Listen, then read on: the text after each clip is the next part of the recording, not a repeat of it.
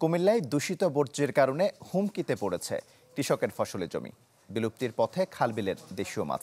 আর এজন্য ইপিজেড কর্তৃপক্ষকে দায়ী করছেন এলাকাবাসী।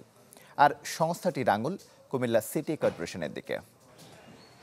বছর শেষের খুশি নগদে হবে বেশি। নগদ পেমেন্টে নির্দিষ্ট ক্যাটাগরির কেনাকাটায় 300 টাকা পর্যন্ত ক্যাশব্যাক।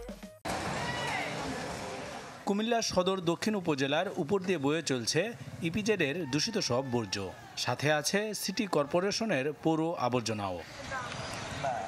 কেমিক্যালে ভরা কালচে দূষিত পানির দুর্গন্ধে এলাকাবাসী শুধু অতিষ্ঠ নয়, জলের বিষক্রিয়ায় বংশবিস্তারের ক্ষমতা হারাচ্ছে বেশ কয়েকটি খালের দেশীয় প্রজাতির মাছ।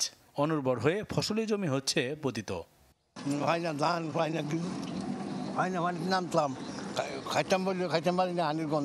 জমিতে ফসল হচ্ছে না এই কালো পানির কারণে। কৃষি জমিতে সেচ দেওয়ার জন্য কোনো এক সময় আপনার কৃষকরা এই খালের পানির উপরে নির্ভরশীল ছিল, কিন্তু এখন তারা এই পানিটাতে তারা নামতেও চায় না।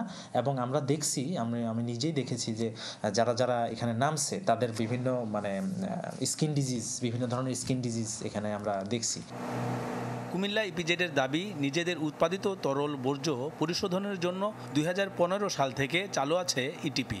ইপিজেডের পানি ছাড়াও অন্যান্য পানীয় দূষণ হতে পারে এবং দুর্গন্ধ কিন্তু এটা সলিড ওয়েস্ট যেটা যাচ্ছে সিটি কর্পোরেশনে, এটার একটা দুর্গন্ধ আছে এবং সবচেয়ে বড় যে খালের প্রবাহটা হচ্ছে না।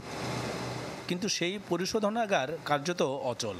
তাই স্থানীয় পরিবেশ প্রতিবেশ দূষণের জন্য ইপিজেডের কেমিক্যালকে দায়ী করলেন সিটি কর্পোরেশনের কর্মকর্তারা। ইপিজেড থেকে দক্ষিণাংশের যেটুকু পলিউটেড হয়েছে, দূষিত হয়েছে, এটার জন্য পরিপূর্ণভাবে ইপিজেড দায়ী। ইপিজেডের পানি যেখান দিয়ে গেছে ঠিক সেখানকার পলিউশন হয়েছে ওয়াটার, পলিউশন হয়েছে সয়েল, পলিউশন হয়েছে এয়ার। ইপিজেডের বর্জ্য শোধনাগারে কোনো গাফিলতি পাওয়া গেলে সংশ্লিষ্টদের বিরুদ্ধে ব্যবস্থা নেওয়ার আশ্বাস পরিবেশ অধিদপ্তরের।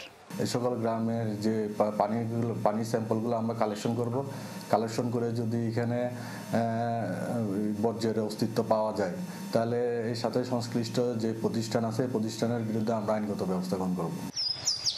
সাধারণ মানুষের স্বাস্থ্য সুরক্ষা সহ ফসল ও জীব বৈচিত্র্য রক্ষায় আরও সচেতন হবেন সংশ্লিষ্টরা, এমন প্রত্যাশা নগরবাসীর। Desk report, channel 24।